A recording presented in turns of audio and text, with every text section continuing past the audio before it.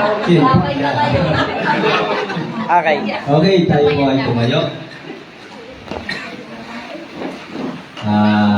2 weeks to go ay revival po natin. This week ako po ay magpapagawa na ng plaque. So, muli buksan po natin ang ating po mga Bible sa Proverbs 22. Basahin na lang po natin beginning verse 1 to 6. Magkaroon po tayo ng salitang pagbasa. Ako po sa verse 1, kayo po sa verse 2, sabay-sabay po tayo sa verse 6. Nakita na po ba? And loving favor rather than silver and gold to kayo po.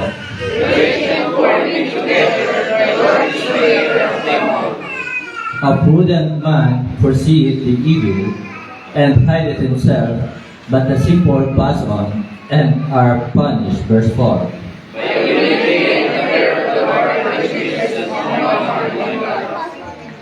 Thorns and snares are in the way of the froward. He that doth keep his soul shall be far from death. Verse 6. Altogether very weak. Train up a child in the way he should go, and when he is old, he will not depart from it. Purihin po ang Diyos sa pagkabasa ng kanyang banal na salita. Tayo po lahat ay umuko, pumikit, tayo po'y manalangin.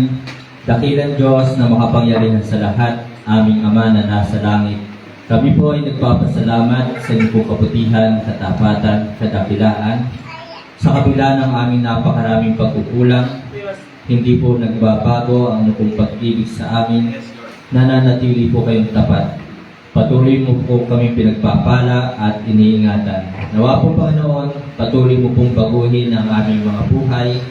Tulungan mo po kami na laging kalooban mo po ang siyang aming po masunod. Hindi po ang aming pong kagustuhan. Nawa po Panginoon, kami po ay maging karapat-dapat sa aming pong paglilingkod sa inyo. Hindi man po kami karapat-dapat. Salamat po Panginoon sa patuloy na paggabay. Salamat sa inyong pong presensya. Salamat sa provision. Salamat pinagkatiwalaan mo po ng gawain. Salamat po Banal na Espiritu. Patuloy mo kaming sinasamahan. Inaaliw sa oras ng mga kalungkutan. Sa oras na meron kaming mga kahirapan. Pinalalakas, pinatitibay, pinatatatag ang aming pong pananampalataya. Salamat po sa knowledge, wisdom, understanding na patuloy mo pong ibinibigay sa amin. Salamat sa mga desisyon na kami inyo po sinamahan at tunay na marapat ka lamang na aming pong sundin at paglingkuran sapagkat ang iyo pong mga biyaya sa buhay ng bawat isa patuloy na sumasagana, umaapaw na kahit hindi kami dapat sa mga biyayang ito, patuloy mo itong ibinibigay sa amin. Salamat po Panginoon, nawa sa aming pong buhay, lagi namin makita ang iyong kadakilaan, ang iyong katapatan, kabutihan. Huwag namin tingnan ang mga problema sa mundong ito. Tunay na ang mga problema sa mundong ito ay kaakibat na po namin ang mga pagsubok na ito. Walang tao ang walang problema, walang tao ang walang pagsubok. Ganun pa man, salamat sa iyong kabutihan katapatan, patuloy mo kaming pinalalakas. Dalangin po namin Panginoon, patuloy po kayo magligtas sa bayang ito at sa lahat ng dako ng mundo. At dalangin din namin sa oras na ito, kapayapaan sa Jerusalem, kaligtasan po ng mga taga-Israel, matigil na po ang kaguluhan sa Middle East at dalangin ko rin na patuloy na maghari dito sa inyong pong iglesia ang kapayapaan at pagmamahalan ng bawat isa. Pagpapatawaran ng mga miyembro, nawa ay talagang maghari po ito at nawa po Panginoon, ang buhay na ipinahiram mo po sa amin, maging kagamit-gamit po para sa inyong kaluwalhatian, sa inyong pong gawain. At nawa po Panginoon, ang mga nanunungkulan sa bayang ito, sila din po ay maligtas. At patuloy na maghari sa bayang ito, ang katotohanan, ang kaligtasan ay sa pananampalataya lamang sa aming pong Panginoong Hesus, na ito ay hindi sa gawa, hindi sa relihiyon. Salamat po sa mga naging bisita kaninang umaga.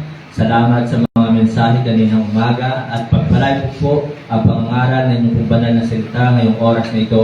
Muli, gamitin mo ako, use me mightily, itago mo po ako sa inyong pong likuran, ikaw siya makita, malulhat at maparangalan. Dalangin ko na ang bawat salitang lalabas sa aking bibig, magmumula, manggagaling po sa inyo, Banal na Espiritu, kayo po siya mangusap sa puso ng bawat isa. Ito po ang aking dalangin na may pasasalamat sa pangalan po ng aming Panginoong Hesus. Amen. Pwede na po nga po. So mga kapatid, mga minamahal, napakaganda po na mga talata at ito po, tunay na salita po ng Diyos, kailanman po ay hindi po ito naging outdated. Ano po? Na talagang ang salita po ng Diyos, ito po ay napapanahon. Kaya talagang kung bakit nananatili ang salita ng Diyos, sinabi sa mga talata, sa Matthew 24, kung hindi ako nagkakamali, verse 35, Heaven and earth shall pass away, but my words shall not pass away. So mga kapatid, mga minamahal, ang math, maganda na ikaw ay magaling sa math. Maganda na magaling ka sa English. Amen? Pero tanging salita lamang ng Diyos ang hindi nagbabago. Tanging salita ng Diyos ang makakapagbabago ng buhay ng tao. Amen po ba? Amen. Kaya kapatid, mga minamahal, kung talagang tayo tumanggap kay Kristo, dapat nakikita sa atin ang pagbabago. Nakakayang sabihin natin tayo Baptist Christian, tapos umuusok ang ating labi. Tayo Baptist Christian, tapos tayo na tumutungga. Amen po ba? Dapat ay nakikita ang pagbabago kung sinasabi natin na tayo ay mga anak ng Diyos. Kasi ang Diyos galit sa kasalanan po yan. So mga kapatid, mga minamahal, ang title ng mensahe this afternoon, ito pong verse 6, sabi po dito, train up a child. Train up a child in the way he should go. And when he is old, he will not depart from it. Kaya mga kapatid, mga minamahal, sana ang inyo pong mga anak ay talagang turuan na. Sana ang inyo pong mga anak ay talagang disiplinahin kapag mayroon niyang maling ginagawa. Huwag hayaan, huwag itolerate na magpatuloy sa paggawa ng mali. Huwag itolerate na magpatuloy sa paggawa ng masama o ng kasalanan. Huwag itolerate na iyan ay hindi magamit sa gawain ng Panginoon. Amen? So mga kapatid, mga minamahal, marahil naman, alam niyo na ang mga nangyayari sa ating panahon. Ang napapanood sa social media. Para bagang viral ngayon talaga ang shooting doon sa San Jose, Tacloban. Tama po ba? Na talagang walang awa na namaril ang mga kabataang ito. At ang katwiran nila ay baluktot. Katwiran daw nila ay hindi sila makukulong. Amen? Subalit ano ba ang utos ng Diyos? Nakalimutan na ba ng mga tao ang utos ng Diyos na huwag kang papatay? Tapos gagamitin nila ang batas na sila ay hindi makukulong. Gagamitin nila ang batas para sa sarili. Kaya mga kapatid, mga minamahal, train up a child. Marami na pong karahasan ang nangyayari sa ating panahon. At meron pa napanood na balita, isang babae naman. Hindi ko alam kung ano yung dahilan, pero mali pa rin. Ano man ang dahilan ng mga taong ito, ng mga kabataang ito, mali ang pumatay, mali ang gumanti, mali ang manaksak. Diba, sana kung saksakan ng gwapo, pwede. Diba? Saksakan ng ganda, pwede. Saksakan ng bait, pwede. Huwag na yun, saksakan ng pangit. Wala ang pangit na nilikha ang Panginoon, amen? Yun, sino yung lakas na yun?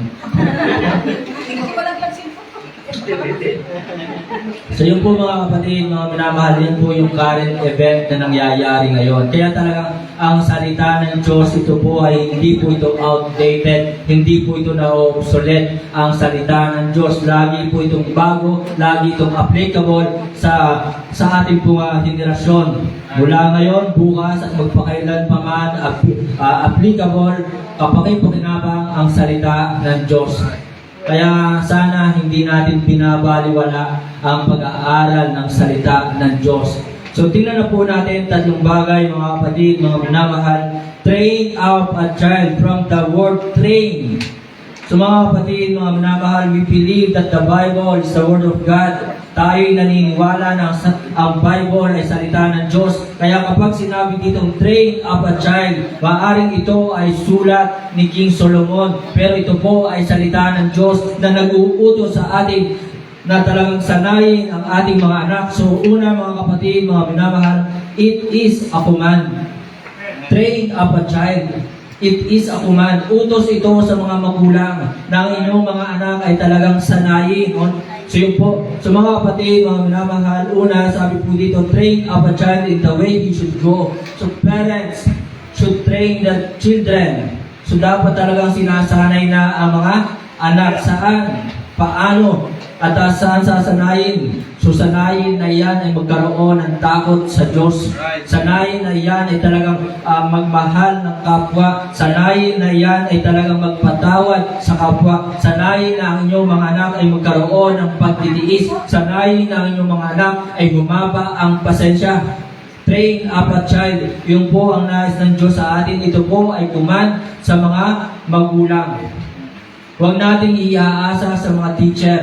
Huwag natin iaasa sa mga pastor. Kasi sino ba ang kasama ng mga anak sa kanilang tahanan? Sino ang higit na nakakasama ng mga anak sa kanilang buhay? Simula pagkabata, simula sa sanggol, hanggang sa sila ay lumaki.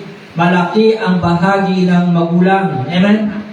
Kaya mga magulang, sana inyo po mga anak ay talagang yan po ay napapantayan. Hindi man sa lahat ng oras, pero dapat talagang ang may tanim sa inyong mga anak, yung pag-ibig, respeto sa inyo. Kasi marami ngayon ang mga kabataan walang respeto sa magulang. Mga kabataang basta na nananagot sa magulang. Mga kabataang hindi sumusunod sa magulang. Mga kabataang nagagalit kapag inuutusan. Kaya balik ang sinabi ni Dr. Jose P. Rizal Protasio, diba? Mercado Rizal Alonso, diba? Na ang kabataan raw ay pag-asa ng bayan. Ala, ay parang hindi. Diba? So mga kapatid, train up a child. So ito po ay utos ng Diyos sa mga magulang. Ang mga teacher, pastor, ito po ay katulong lamang para sanayin. Kaya lamang anong aasahan natin kung ang isang teacher ay ungodly, kung ang isang teacher ay unbeliever, kung ang isang teacher ay atheist, hindi naniniwala sa Diyos. Meron bang teacher na atheist? Meron ano? So anong aasahan natin sa kanila? Na ituturo sa inyong mga anak. So mas marami ang oras ng inyong mga anak doon sa labas. Kaya mga magulang, train up a child na talagang sila po ay mag-aaral ng salita ng Diyos. Huwag pabayaan ang pakikinig, pag-aaral ng salita ng Diyos. Kaya mapalad po kayo, yung mga kabataang nandito, na kayo kasama ninyo ang inyong magulang, hindi man ninyo kasama ang inyong magulang, kayo ay nandito, na kayo ay nakaalam ng katotohanan, na kayo ay natuturuan ng salita ng Diyos. Kaya sana tayo, saan man tayo mapunta, lagi nating hanapin ay yung tayo makakapagpatuloy, na tayo magagamit sa gawain ng Panginoon. Marami pong Baptist churches sa buong Pilipinas, at maging sa ibang bansa ay napakaraming Baptist churches. Kaya nga lang, hanapin natin ay yung Calvinist.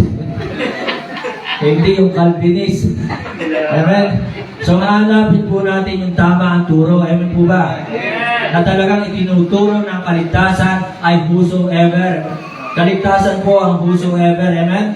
Na talagang malinaw po sinabi ng Bible sa John 3:16, "For God so loved the world that He gave His only begotten Son, that whosoever believeth in Him should not perish but have everlasting life." So, bakit pa magpapapako sa krus si Kristo kung pinili na ang naligtas? Amen? Kung talagang pinili na yung mga ligtas, di sana kung talagang mayroon ng ligtas, hindi na nagpapako si Kristo doon sa krus. Malinaw na si Kristo ay namatay para sa lahat. Na kaligtasan ay whosoever, hindi sa gawa, hindi sa reliyon. So mga kapatid, it is a command. Parents should train their children. Pangalawa, parents should teach them God's Word. So, kailangan ang magulang talagang turuan ang mga anak ng salita ng Diyos. Deuteronomy chapter 6 verse 7. Deuteronomy chapter 6 verse 7. Tingnan niyo po. Kaya ang tahanan, mga kapatid, mga minamahal, ito ang unang paaralan ng mga anak. Sa tahanan, nung ako po'y maliit pa, bago ako pumasok, talagang pit-pit na magulang ko ang aking mga kamay. Magsulat ka.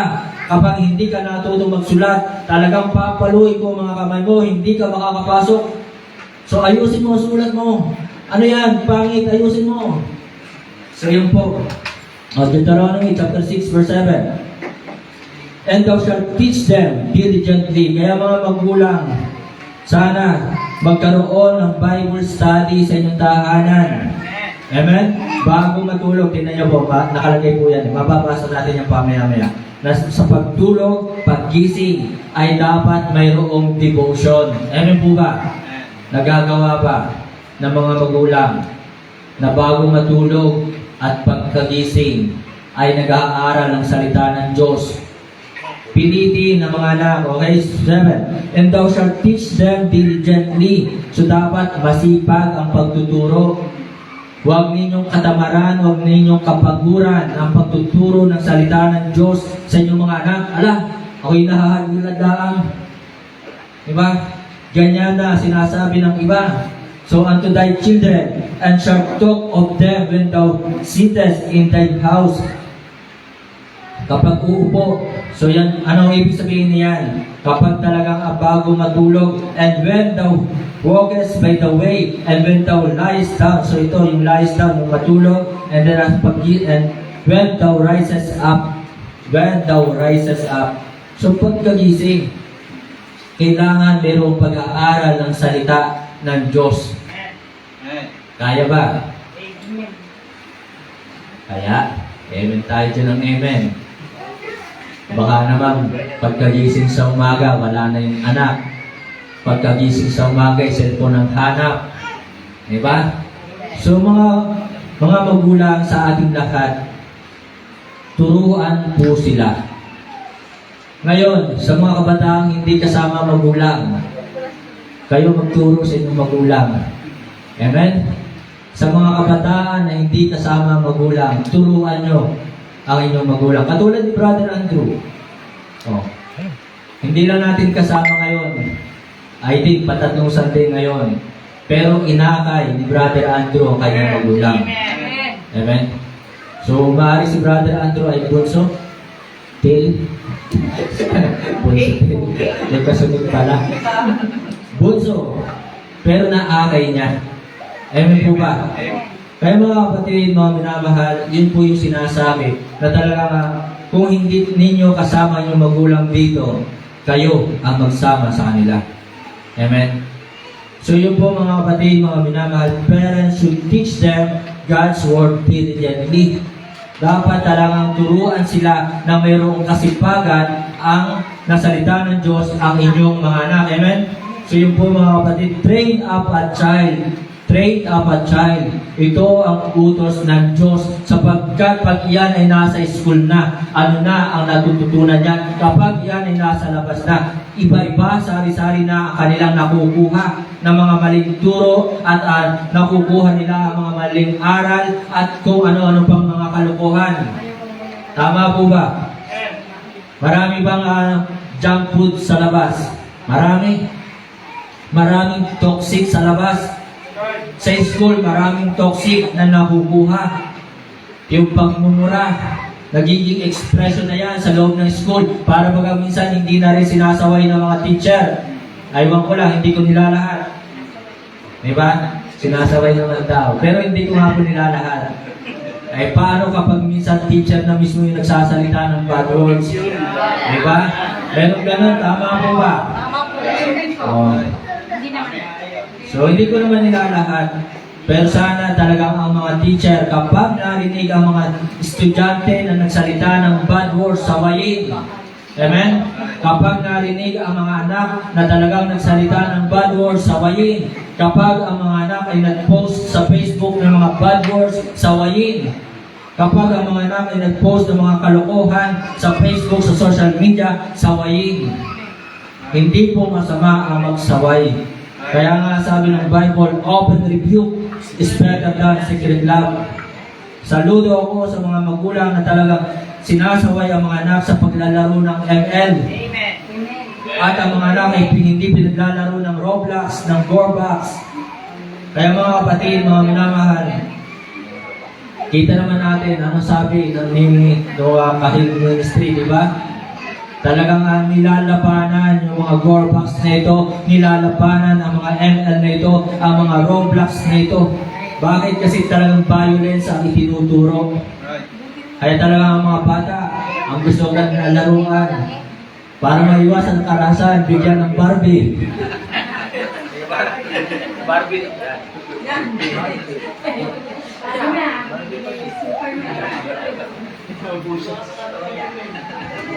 Para maiwasan ang karahasan, regaluhan ninyo ang inyong mga anak ng Barbie. Tapos din tayo dyan, lago tayo sa Panginoon. Kung babae, okay po yung Barbie. Eh, pastor, babae naman ang anak ko. Okay po yun. Pero kung yan ay lalaki, ay dapat ay talaga huwag namang baril. Bola na lang, basketball. Tapos ang mga... Huwag lang mambola. Okay? So yun po mga kapatid, mga pinamahal, parents should teach them God's Word diligently. And then, it is a command. So ano pa dapat sa magulang? Parents should treasure their children. Dapat talagang alagaan, pakamahalin ang inyong mga anak.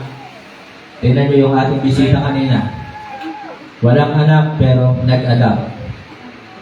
Gusto magkaroon ng anak dahil siguro matanda na nung mag-asawa o talagang, hindi ko lang, hindi natin na itanong. May nakapagtanong ba sa inyo? 16 na raw yung nabanggit niya kanina, 16 na yung asawa niya. Hindi na Hindi naman niya marites na. Okay. Kanina dyan, 16 na raw yung isa. Ay, ang tanong ay kung kailan sila nagpakasal o kung nung bata-bata pa ba. Di ba? So yun ang hindi natin alam. Okay? So mga kapatid, mga minamahal, talagang pakamahalin niyo po ang inyo pong anak. Kasi sila ang magiging katuwang ninyo hanggang sa sa inyong pagtanda. Amen po ba? Sana ang mga anak ay minamahal ang magulang. Sana. Di ba? Hindi yung pagkatapos na ikaw ay palakihin ng iyong magulang, pagkatapos na ikaw ay makagraduate, ay magmamataas ka na sa iyong magulang, at talagang sisimangutan mo na ang iyong magulang, at talagang aawayin mo ang iyong magulang. Ito po ang hindi magandang asal. Amen? So mga kapatid, mga minamahal, parents and children should treasure each other. Spoken Dallas po yan na. Okay, so naintindihan po ba na dapat vice versa, parehas na magulang at mga anak ay talaga nagmamahalan. Amen? So parents should treasure their children. Alam nyo, kaya nga talagang kasi yung inyong mga anak na yan, lahat naman tayo may pagkukulang, pero kung yan ay mahalagaan nyo na maayos ang inyong mga anak, kayamanan nyo po yan. Kayamanan nyo sila. Diba? Kapag yan ay naging maganda ang buhay, so sila ang inyong kayamanan. Kaya dapat ngayon pa lang talaga ipakita ninyo ang inyong the best sa pagpapalaki sa kanila. Sana ay makita ito ng mga anak na kung mayroon mang pagkukulang ang magulang, ay dapat ay talagang mapakamahalin pa rin ang magulang.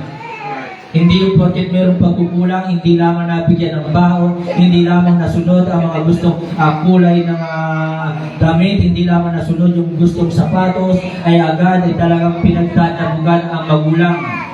Mali yun. So, pasalamat na mayroong magulang.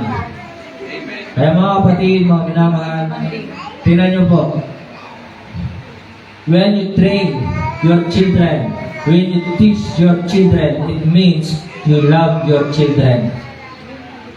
It means you love your children. Kaya mga anak, sa mga kabataan, sa mga anak na nandito ngayon, kung kayo man ay nakakaranas ng pagpapalo, kung kayo man ay nakakaranas ng pagdisiplina, kung kayo man ay napapagalitan ng inyong magulang, kung kayo man ay tinuturuan ng salita ng Diyos, kung kayo man ay talagang ini-invite lagi na pumunta sa bahay, sambahan na kayo maglingkod sa Panginoon, kung kayo man ay tinuturuan na manalangin, kung kayo man ay tinuturuan ng mga gawain sa Panginoon, ibig sabihin lamang nito, mahal na mahal kayo ng inyong magulang.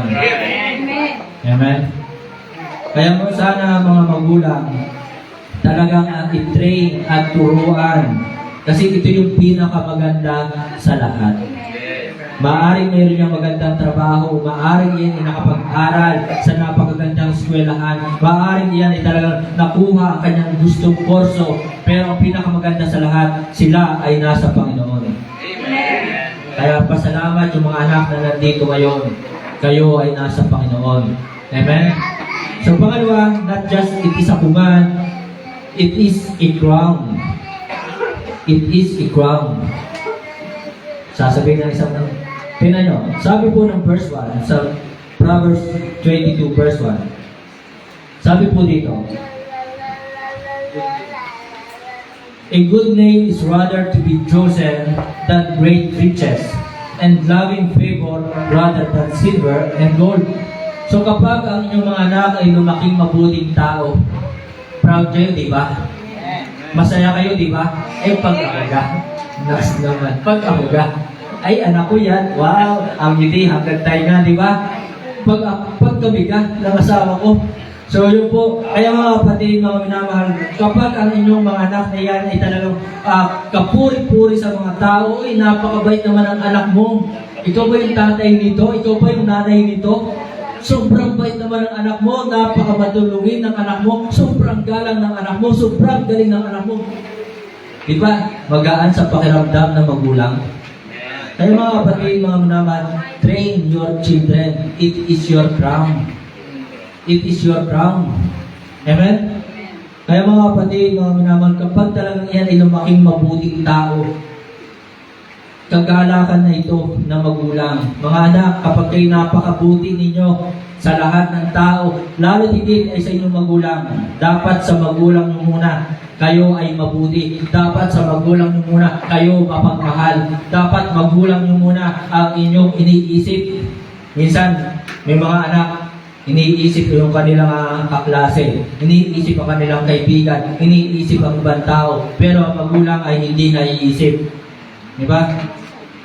So mga kapatid, mga minamahal, a good name is rather to be chosen. Ito yung nais ng magulang sa kanilang mga anak na talagang lumaking mabuting tao, na talagang mayroong integridad, at talagang nais ng magulang ng kanilang mga anak ay walang kaaway. Walang kaaway, walang kagalit. Amen? Kaya mga kapatid, mga minamahal, it is your crown. Na talagang sila ay maturuan. At kapag lumaki talaga yan na may takot sa Diyos, when they became a good man, it is your crown. Every parents are full of gladness in their hearts. Lahat ng magulang, kapag ang mga anak ay mabuti, talagang punong-puno sila ng kagalakan sa kanilang puso. Mayaman nga, ay hindi naman nakakapagbigay. Wala din. Diba? Mayaman nga, ay hindi naman naalala ang birthday ng magulang. Wala din. Diba? So yun ang masakit sa magulang, na sa kabila ng gumanda ang buhay ng kanilang mga anak, ay sila ay nakalimutan. Kaya talagang sa lahat ng mga magulang na may mga anak, talagang i-train ang inyong mga anak. Palakihin na may takot sa Diyos. Amen? When they became a godly person, sabi po ng verse 4, sabi dito, by humility in the fear of the Lord and riches and honor and life.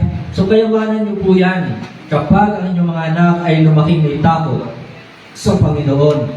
Kapag ang inyong mga anak ay naglilingkod sa Panginoon. Kayawanan niyo yan. Crown niyo yan. Kagalakan ng magulang ng kanilang mga anak kasama tuwing araw ng linggo na sumasamba. Kagalakan ninyong mga magulang na inyong mga anak ay talagang may takot sa Panginoon, na inyong mga anak ay naglilingkod sa Panginoon. So, bakit nangyayari karahasan? Wala na silang takot sa Panginoon. Wala din silang takot sa batas. May batas na nga pero ang batas ginagamit pang sarili. Ay hindi ako mapaparusahan, minor de edad ako. Para bagang ang naaalala nila yung batas ng tao, pero batas ng Diyos. Yun ang nawala sa school. Pagtuturo ng batas ng Diyos. Di ba? Na talagang yung ituro yung 10 utos ng Diyos. Ituro sa mga bata yung good moral and right conduct, GMRC. Taas ko dyan. 85 ako dyan. Ang grades ko dyan, 85. At least 85. Mababa pa raw yun. Yung iba nga, 90 eh. Di ba? So, madali naman ang isang dyan. Sa JMRC. Sino nakaka-perfect dyan? Wala na ngayon JMRC, kaya maraming kabataan ngayon sutil sa magulang. Hindi nga alam ng mga kabataan ngayon, ano ba yung JMRC? Diba? Kasi inalis na eh. Meron pa? Ibinalik. Sana all bumabalik. Kailan po ibinalik, ma'am? Netong last year. Last year lang. Ilang taong nawala? Matagal-tagal. Kasi nilagay naman ESP dati. So yun. Ngayon, ibinalik na ulit. Okay, so yun po. Yan ang pagkakamali na ganun pa man, hindi natin pwedeng sisihin ang gobyerno. Kasi ang una na dapat magturo sa mga anak ay magulang. Amen? Kasi train up a child. Talagang teach them. So, wala tayong sisisihin. Hindi tayo maghahanap ng masisisi. Amen? So yun po mga kapatid, mga minamahal, when they became a good man, when they became a godly person, it is your kwang. Every parents are full of gladness in their hearts. And then, when they became a gospel preacher, ano po sabi dito sa verse 9? Tingnan niyo po ang verse 9 ng Proverbs 22 verse 9.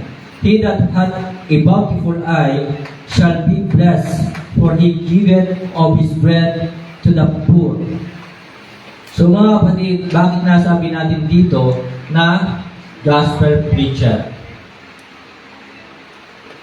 Sabi po sa Tagalog, ang may magandang loob na mata ay pagpapalain sapagkat nagbibigay ng kanyang tinapay sa dukha. Nagbibigay ng kanyang tinapay sa dukha. So mga kapatid, mga minamahal, sino ba ang tinapay? Sino yung nagsabing, I am the bread of life? Tingnan po natin ang ating pong Bible sa John chapter 6, 32 to 35. John chapter 6, verse 32 to 35. Tingnan nyo po. Ano sabi po ng Panginoon Jesus? Then Jesus said unto them, Verily, verily, I say unto you, Moses gave you not that bread from heaven, but my Father giveth you the true bread from heaven. Verse 33. For the bread of God is He. So yan po na sinabi niya, sapagkat ang tinapay ng Diyos ay siya. So is He. So talagang naging tao, He which cometh down from heaven. Sino yung bumaba na galing sa langit and giveth life unto the world. And then 34, sabi po dito, Then said they unto Him, Lord, evermore give us this bread. And 35, sabi po ng Bible ng Panginoon Jesus, And Jesus said unto them, I am the bread of life. So tayo po ay mayroong bread of life. Nasa sa atin ngayon si Kristo. Ibigay natin ito, ipasa natin ito sa poor. Yun po sabi ng Bible sa verse 9. Sabi ng verse 9, He that hath a bountiful eye shall be blessed, for he giveth of his bread to the poor. Sino ba yung mahirap? Ito ba yung walang sasakyan? Ito ba yung walang mansyon? Alam nyo, minsan magaling pa ang bahay natin, kubo na lamang eh. Itumba man niya ng lintol, madaling may tatayo. May tumba man niya ng baha o ng bagyo, madaling may tatayo. Mabagsakan ka man ng bahay na kubo, galos lang ang mayroon ka. Madali kang makukuha. Ang tao tuwang-tuwa doon sa mga building, gusto nila sa matataas. Ngayon, kapag lumindol, tatakbo pababa. Kapag lumindol, tatalo na yata yung iba. Diba? Kaya mas maganda pa rin yung bahay na kubo. Kaya huwag kayong mahingit na nakatira doon sa mga condominium. Diba? Huwag kayong mahingit na ang bahay ay mga matataas na second floor, third floor, fourth floor. Diba? Tapos kapag lumindol, ipapagsak din naman. So mga kapatid, sino ba yung poor na tinutukoy? Ito ba yung walang pera? Yung ba yung mahirap na tao?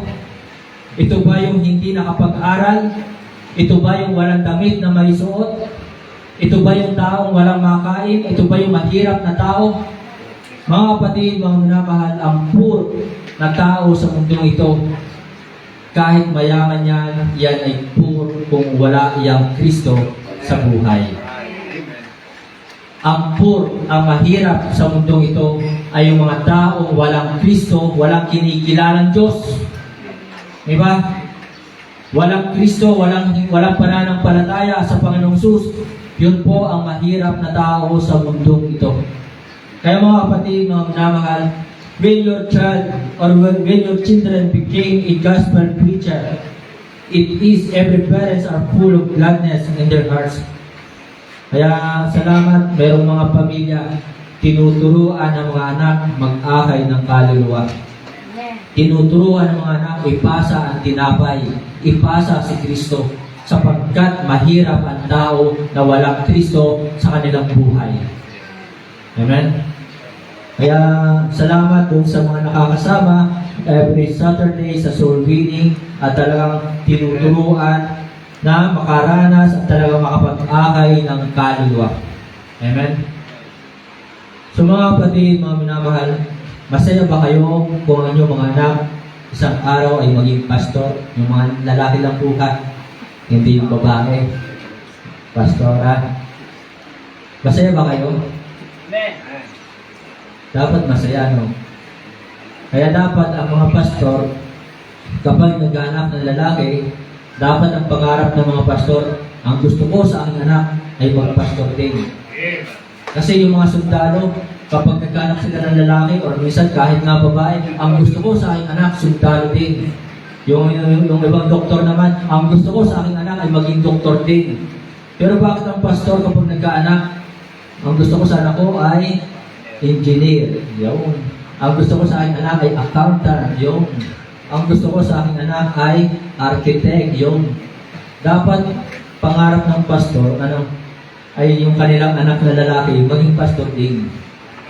So yun po mga kapatid, mga minamahal, dapat kagalakan natin kung isang araw ang inyong mga anak na lalaki ay talagang maging pastor din. Amen? Sino kaya tinatawag dito magpastor?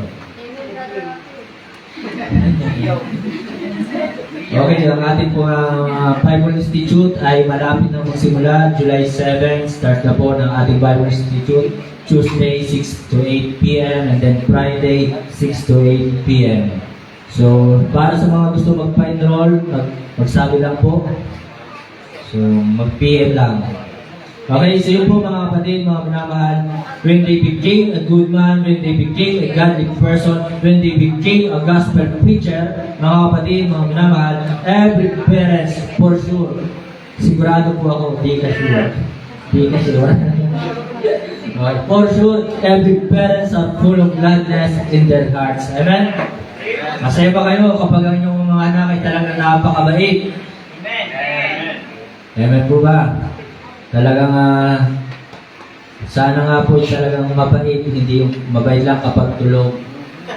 Masaya ba kayo kapag ang inyong mga anak ay masipag? Amen. Masipag kumain. Masipag matulog. Masipag magtabog. Di ba? Dapat talagang masipag. Masipag sa gawaing bahay, hindi tinatakasan ang gawaing bahay. Amen po ba? So yun po, last mga kapatid, mga minamahal, train up a child. Yan po ang sinabi ng Bible sa salita ng Diyos. Ang Diyos mismo ang nag-uutos, train up a child. Ito po ay babala. It is a caution. Babala. So mga kapatid, bakit babala? Bakit ito po ay naging babala? Sapagkat mga kapatid, mga minamahal, what happened to our generations today? Ano ba nangyayari sa mga kabataan ngayon? Kaya train up a child. Ang Diyos natin, si Kristo, ay all-knowing na Diyos. Amen po ba? Alam ng Diyos ang mangyayari sa mga kabataan sa balang araw in the future. God knows everything, that every children today and tomorrow will become a violent person. Tama po ba? Kaya mga kapatid, mga minamahal, it is a caution. Babala na ito noon pa man ng Diyos ng ating Panginoong Jesus na talagang dapat ay sanayin ang mga batang ito palakihin na may takot sa Diyos. Marami sa mga magulang ngayon gusto lamang nilang lumaki ang kanilang mga anak na isang sikat na artista. Diba?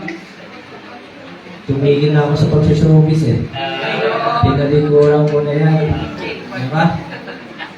Kasi dami yung mahabol eh. So mga kapatid, mga minamahal, di ka siguro. Okay. What happened to our generations today? Tingnan nyo, early pregnancy. Yan po ang isa sa mga nangyayari ngayon. Ba't nandiyan ka na agad, Brad? Hindi mo na naisulat ang early pregnancy. Diba? Marami sa mga kabataan ngayon nagbubuntis ng maaga. Marami sa mga kabataan ngayon ay talagang nakakabuntis na maaga. So yan po nangyayari sa ating generation. Nakakabuntis at nabubuntis ng maaga. Masipag nang magkalat ng lahi. Diba? Wala pa nga akong lahi. Kayo'y marami ng lahi. Marami na kayong palahi. Yun. Diba? So yan po yung nangyayari sa mga kabataan ngayon. Hindi na nakakatapos ng pag-aaral sapagkat hindi na subaybayan ng mga magulang. Sapagkat napabayaan ng magulang na ituro muna si Kristo. Ibahagi muna ang salita ng Diyos na palakihing may takot sa Diyos. Ang magulang ngayon ay naging abala sa trabaho. Hindi masama ang trabaho. Pero sana dapat mayroon pa rin panahon sa mga anak. So yan po yung nangyayari. Ngayon, pag yan ay nabuntis na maaga, di ba? Sino mag-aalaga? Yung magulang pa rin. Di ba? So yan po nangyayari sa ating panahon, tapos sisisihin ng gobyerno. Sisisihin ng gobyerno. Sisisihin si Marcos. Pag may lindol, si Marcos ang sisisihin. Pag may bagyo, sisisihin si Marcos. Tapos papapain si Marcos, mali. So yun po, wala tayong sisisihin. Amen? So yan po yung nangyayari ngayon. Talagang marami ngayon buntis. Hindi pa nakakatapos ng pag-aaral ay buntis na, tatay na. Pinag-aaral, pinapupunta sa school hindi para mangbuntis. Pinapupunta sa school hindi para magpabuntis. Diba? So yun po mga kapatid, yan ang nangyayari ngayon, early pregnancy. Marami ang nabubuntis agad. Kaya para sa mga kabataan dito, asikasuhin at tupagi pag-aaral. Hindi yung, wow. Pasensya na kayo, di ako marunong sumipon eh. Ano yung puwet? So, yun. Isa pa. So yun po, talagang ang hanap sa school, yung mga Coca-Cola, ang body, naghahanap, ay puro 1.5 na. Diba?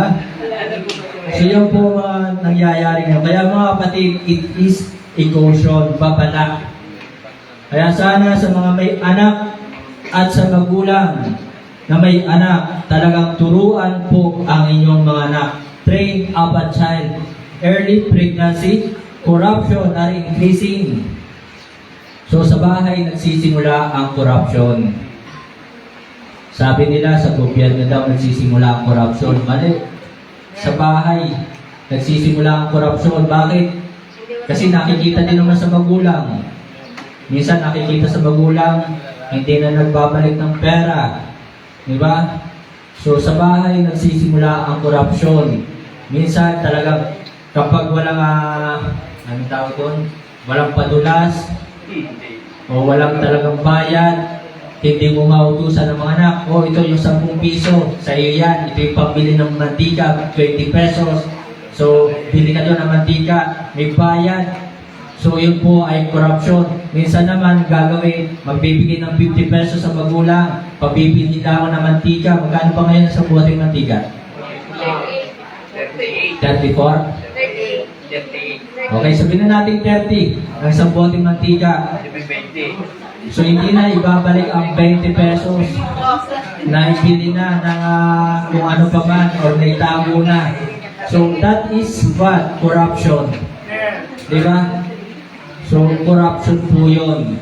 Kaya talagang nasasanay, nadadala sa trabaho ang ganong attitude. So, corruption are increasing. Kaya mga kapatid, ito po ay papala na talagang train up a child, na talagang a good name is rather to be chosen than great riches and loving favor rather than silver and gold. So, marami ngayon, yung mga mayayaman, nasaan sila? Nakakulong. Hindi man nakakulong, pero nasaan sila? Mapera nga sila, pero nasaan? Nagtatago. Diba? Kasi hindi sila naturuan ng salita ng Diyos. Amen? So yun po mga kapatid, corruption are increasing. Separation are increasing. Bata kasi nag-asawa hindi handa. Diba? Hindi na paghandaan. Kaya marami ngayon hiwalay.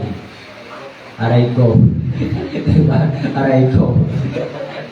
Marami ngayon ang hiwalay.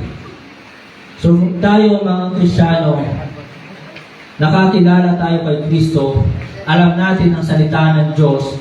Kung may asawa na at kayo'y mga kasal, talagang iwasan ang paghihiwalay. Kawawa ang mga anak. Kaya marami ngayong palaboy na anak. Marami ngayon mga anak na walang nakilalang magulang. Amen po ba? So, dahil bata nakapag-asawa, pamaya-maya, konting problema, konting hirap, ala, iiwan na kita. Ay lakad, takbo, hindi kita pipigilan. Diba? So mga kapatid, mga minamahal, train up a child, it is a caution. Ito po ay warning, ito po ay babala. Kaya para sa mga kabataan, magtapos muna ng pag-aaral. Mahalin muna ang Diyos, mahalin ang magulang, unahin ang Diyos. At kapag nasa tamang edad, ako ilampas na. Diba? Pag nasa tamang edad, ay saka kayo magpumiglas. Diba? Saka kayo talagang magpatikan na magpakasal, mag-asawa. Pero kapag wala pa sa edad, may gatas pa ang labi, ay huwag muna. Mag-isip-isip. Amen? At yung mga magulang naman, turuan ng mga anak, alam, ay pinapayagan na agad, ay grabe. Kaya marami ngayong mga kabataan, walang magulang, pakalat-kalat, dugyot. Maraming mga anak ngayon, dugyot, sunog. Diba? Parang ang kanilang mga buhok ay parang buhok ng balahibo ng balahibo, yung buhok ng mais. Tama, buhok ng tawag doon na yung buhok ng mais na kulay brown, parang nasunog sa araw o talagang nababad sa araw. So yun po mga kapatid, it is a caution para maiwasan yung pagtaas ng bilang ng mga hiwalay na mag-asawa. Kaya para sa mga mag-asawa, tell that do us part dapat kayo, for better or for worse, for in riches or in poorer. So kung meron mang kahirapan, sana'y manatiling nagsasama. Karapatan ninyong mag-asawa na turuan ng inyong mga anak. Hindi isa lang ang magtuturo sa anak. Minsan kasi dahil hiwalay, parang inaalsan mo ng karapatan ng iyong kapartner. Halimbawa, iiwan mo. Tapos dadalhin mo yung mga anak. Para pag inaalsan mo na ng karapatan ng iyong kapartner na ito'y magkaroon ng bahagi sa pagpapalaki ng inyong mga anak. Tama po ba? So, bawat magulang ay may karapatan na magpalaki sa kanilang mga anak. Kaya huwag maghihiwalay. Amen? So yun po, separations are increasing. So, sana kung may problema man, dapat manatili pa rin nagsasama. Manatiling magsasama. Kaya kayo, bago kayo magpakasal, mag-asawa, mag-isip-isip, isa, dalawa, tatlo, tayo na sa batalyon. Okay. Next, abortion are increasing. Abortion are increasing. Amen? So marami ngayon dahil mga batang nabuntis, nakakaisip magpalaglag. Masama po ang pagpapalaglag. Masama, kasalanan ang abortion. Amen? Kasi, lalo na kung yan ay talagang yun na lang sasabihin. Masama ang magpalaglag. Amen? Huwag na huwag ipalalaglag ang bata. Kaya talagang train your children, train up a child in the way he should go. Hindi yung kapag nakakita ng gwapo, isusunggaban na. Nakakita na maganda, isusunggaban na. Naiuwi lang sa bahay, ipapayagan na. Papakilala na. Pa, ma, girlfriend ko. Ay siya, papasok. Diba? Dapat ay talagang turuan ng tamang asal. Okay? Then next, mga kapatid, it is a caution why violent children are increasing. Dumarami ang violenteng mga kabataan ngayon. Dumarami. Wala nang takot sa batas, wala nang takot sa Diyos. Kaya nga kung ano na yung nababalitaan natin, buti na lamang nagsagawa ang mga pulis ng parang sabihin natin Operation Sita. Diba? Chine-check yung bag ng mga estudyante na pumapasok. At ang mga pulis na ito ay nakakuha ng baril at mga patalim sa bag ng mga estudyante. Yun po ay doon sa lugar ng Apari. Kaya mga kapatid, mga minamahal, talagang sikapin niyo po na inyong mga anak ay maturuan ng salita ng Diyos. Obligasyon ng magulang. Una, ang magulang, hindi ang teacher, hindi ang pastor, hindi ang sinumang tao. So it is a caution because violent children are increasing. Dumarami, tumataas ang bilang ng mga violenteng kabataan. Next, uneducated children are increasing. Marami ngayon hindi makapag-aral. Abay, yung ganamang sunod-sunod. Diba? Pagkaanak, 1 taon pa lamang yung bata, ay buntis na agad yung babae. Para baga merong 1 year old, 2 year old, 3 years old, 4 years old, 5 years old. Eh, paano yung pag-aaralin sa hirap ng buhay? Eh, umabot pa hanggang 10. Ay, kulang na ng 2 at basketball na. Masipag. Sana all, masipag. Diba, sipag magkalat ng lahi. Masipag gumawa ng bata, pero tamad namang magtrabaho. Ayun ang masama. Diba? Masipag gumawa, masipag may asawa pa, hahanap na rin agad ng iba. Yun. Masipag talaga. So yun po, uneducated children are increasing. So tapos dadaing na mahirap ang buhay. Diba? Dadaing na mahirap ang buhay. So, pero sipag. Pero hindi na kaya magpaaral. So yun po mga kapatid, mga minamahal, uneducated children are increasing. Dumarami ngayon, hindi nakakapag-aral ang mga anak. Maawa naman. Diba? Maawa naman. Kaya dapat talaga train your children. Turuan ang inyong mga anak. Baka pa yan, yung mga anak, eh, sunod-sunod na rin ang mga anak ha, sunod-sunod na rin ang mga apo. Kapayaman sa apo. Bayaman sa apo. Tuwan-tuwan, apo. Eh, yung sunod-sunod na, eh, naiyamot na, hina-high blood na. Diba? Apoy na. Okay, so ayun po. Kaya mga anak, give thanks to your parents if you finish your schooling or your course. So kayo po, kayo mga anak na nandito ngayon, magpasalamat kayo sa inyong magulang kung kayo ay nakakapag-aral, kung kayo nakapagtapos, at kayo ay nadala dito sa church na ipakilala sa inyo si Kristo. Magpasalamat kayo sa inyong mga magulang. at pakamahalin ninyo. Children, obey your parents in the Lord. Sa pagtatapos, mga kapatid, mga minamahal, parents, the best thing you can give to your children is the Lord Jesus Christ. Ang pinakamagandang may bibigay ninyo sa inyong mga anak ay walang iba kundi ang ating Panginoon Jesus. The best thing you can do for them is train them to love the Lord our God. Ito yung pinakamaganda ninyong magagawa para sa inyong mga anak na talagang sanayin sila, turuan sila, napakamahalin ng buong puso ang ating Diyos, ang ating Panginoon Jesus. Parents, be a good and godly example to your children. Mga magulang, dapat tayo po ay maging mabuti at maka-Diyos na halimbawa sa ating mga anak. Kasi kahit anong sikap natin na sila'y turuan, kung hindi naman nakikita sa ating pong buhay, mahihirapan tayong palakihin sila may takot sa Diyos. Kaya dapat ang magulang muna, para sila'y matrain, dapat makita sa magulang ang pagiging good example and godly example. To God be the glory, tayo po ay tumayo. Tayo po yung mugo, pumiki, tayo po yung manalangin. Kapagpala namin Diyos, Diyos Ama namin sa langit, salamat po sa oras na ito, sa inyong pong banal na salita.